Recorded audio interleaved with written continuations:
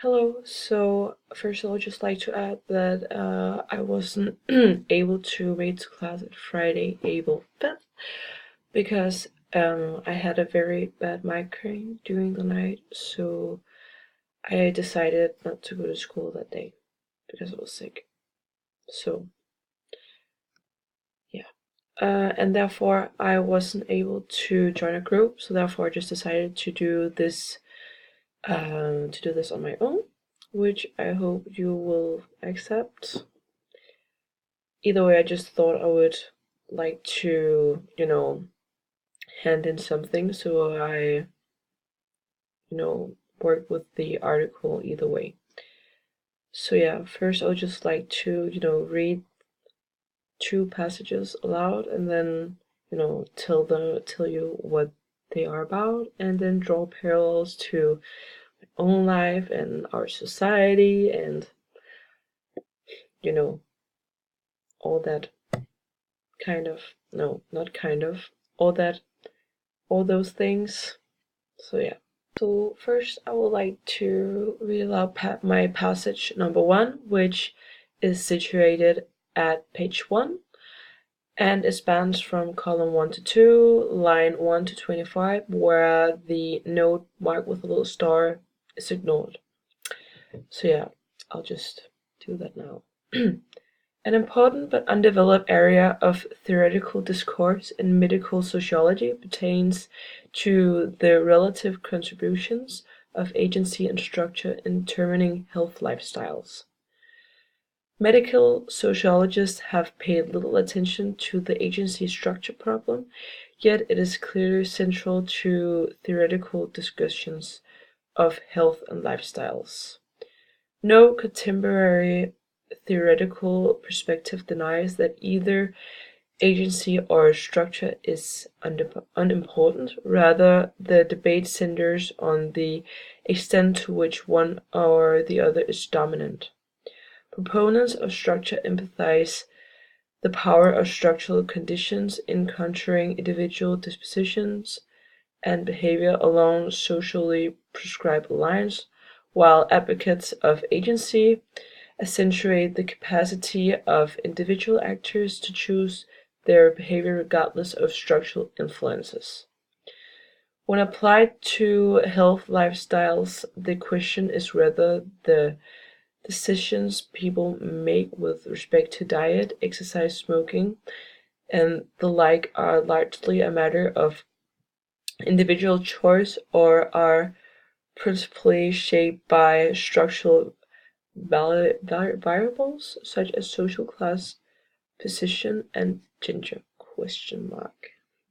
In this portion of the text, William Cockerham sheds light over the fact that agency and structure play an important role in relation to medical sociology, and how this area is still undeveloped, since medical sociologists have paid little attention to what he refers to as this agency structure problem.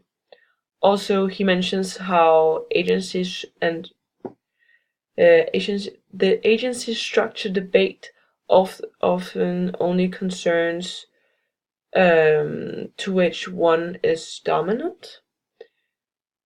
And it is also mentioned how proponents of structure like to empathize the power of structural conditions in relation to shaping an individual's behavior and dispositions.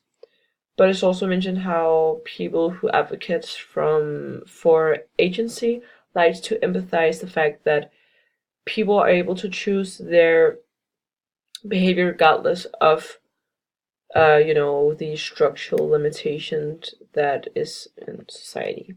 So I thought this was a very interesting to which this was very interesting, especially the part where he mentions, there are these two parties, the one who advocates for agency and the one who advocates for structure, because we see it all the time in our society, in Denmark we like to think that we are these very free-spirited people and we make our own decision regardless of what society wants us to, but, in reality, just the fact that parents raise their children to fit in society unknowingly because you learn how to act and appropriately, and learn how to you know you just learn how to fit in society, and this just happens unknowingly, I would say, and we see it all the time how parents teach their children to act how to act in public, and all this is what's called structural conditions, I would say. And I just think it's very interesting to see how the society affects the individual, but how the individual also affects society, and that's really what the debate is about. So yeah, moving on. So yeah, moving on to the second passage I have chosen, which is situated at page 2 in column 1, and it spans from line 1 to line 22. So yeah, I would just like to read that aloud now. This situation originates from changes in 1. Disease patterns, 2. Modernity, and 3. Social identities. The first change is the 20th century epidemiological transitions from acute to chronic diseases as the major source of human mortality in most areas of the world. Medicine cannot cure these chronic diseases, and negative health lifestyles promote them. The realization that this is a certainty carries with the revelation that the responsibility of one's health ultimately falls on oneself through healthy living. Greater personal responsibility means that achieving a healthy lifestyle has become more of a life or time of death opinion. The second change is the current era of late modern social alternations, creating a new modernity. In this particular portion of the text, William Cockerham really sheds light over the realization that was made in the 20th century, how negative health lifestyle can promote these chronic diseases which is often categorized as these lifestyle diseases, because it has been discovered that bad lifestyles can lead to chronic diseases. This has been proven, and the responsibility of health really, or ultimately falls on the individual, which William Cockerham also makes very clear. So I'll just like to draw a parallel to my own life.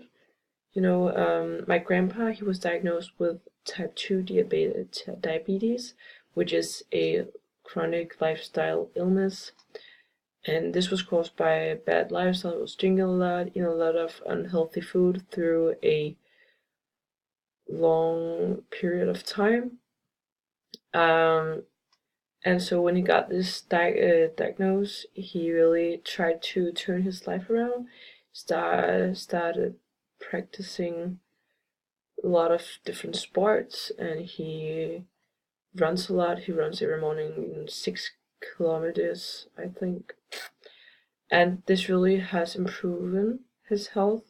There's no cure for these chronic illnesses, but it's really improving his health. So this just really underpins William Cockerham's argument, and I just thought it was an important point to mention.